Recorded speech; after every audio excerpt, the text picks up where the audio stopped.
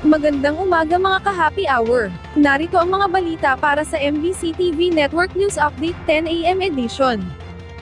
Representative Vargas Co., dating Speaker Romualdez, iba pa, sinampahan ng 1 billion pesos na civil class suit sa QCRTC. Yan ang MBC TV Network News ni Val Gonzales.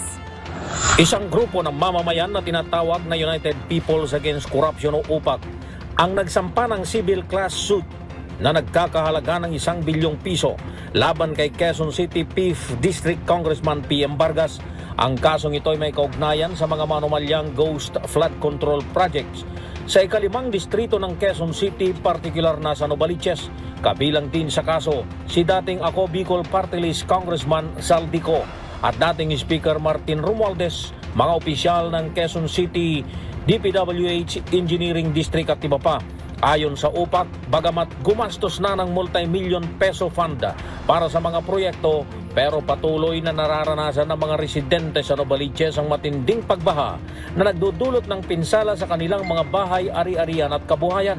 Ang sinampahan namin ng kaso ngayon ay si PM Vargas sa District 5. Mayroon kaming patunay na nakinabang si PM Vargas sa mga project na ipinapatupad sa kanyang distrito. Sabi ng kanilang legal counsel na si Attorney Ariel Inton, kompleto sila ng mga dokumento at testimonya mula sa mga residente na direktang naapektuhan ng hindi natupad na mga proyekto. Aniya, ang pagbaha sa Novaliches ay hindi lamang isang natural na kalamidad kundi resulta ng sistematikong kapabayaan at maling paggamit ng pondo na isinagawa at isinulong mismo ni Congressman Vargas. Ang kasong isinampa ay paglabag sa Article 19 ng Civil Code of the Philippines na nagsasaad na ang mga nanunungkulan sa gobyerno ay dapat kumilos ng may katapatan o honesty, isang bagay na nilabag umano ni Vargas Co. at Romualdez. Pero ang pinakamatibay na ebidensya ay yung tao mismo. Yung tao na nakaranas ng pinsala, nakaranas ng damage dahil dito sa dahil dito sa mga palpak at flood control. Sabi ni Attorney Inton, ang civil case ay kasabay ng kasong kriminal na ang nagsampa ay mismong gobyerno.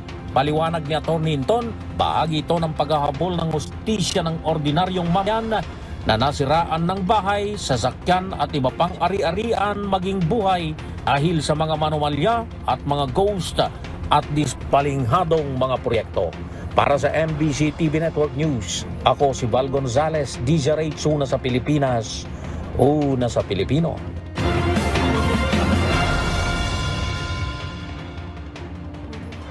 Samantala, President Marcos nagtalaga ng bagong Chief Presidential Legal Counsel. Itinalaga ni Pangulong Ferdinand Marcos Jr. si Ana Liza Logan bilang bagong Chief Presidential Legal Counsel na siyang papalit sa namayapang si Juan Ponce Enrile. Kasabay din na inanunsyo ni Presidential Communications Undersecretary Claire Castro ang ilang bagong opisyal ng Office of the Executive Secretary. Si Logan ay nagsilbi bilang Deputy Executive Secretary for Legal Affairs ng Philippine National Railways, at siya ang nakatalaga sa Board of Directors ng PNR na nagre-representa noon sa Office of the President.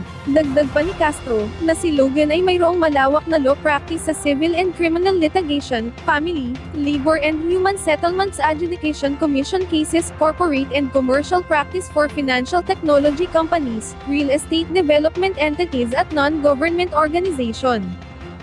At yan ang mga balita para sa MBC TV Network News Update 10 AM edition.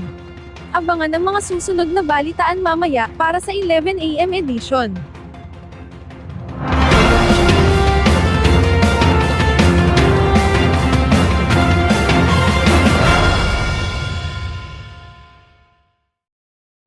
Mga ka-happy hour, kung gusto mong manood ang mga balita sa MBC TV Network News Update, mag-subscribe sa aming YouTube channel, i-like ang aming Facebook page, at i-follow sa aming TikTok account.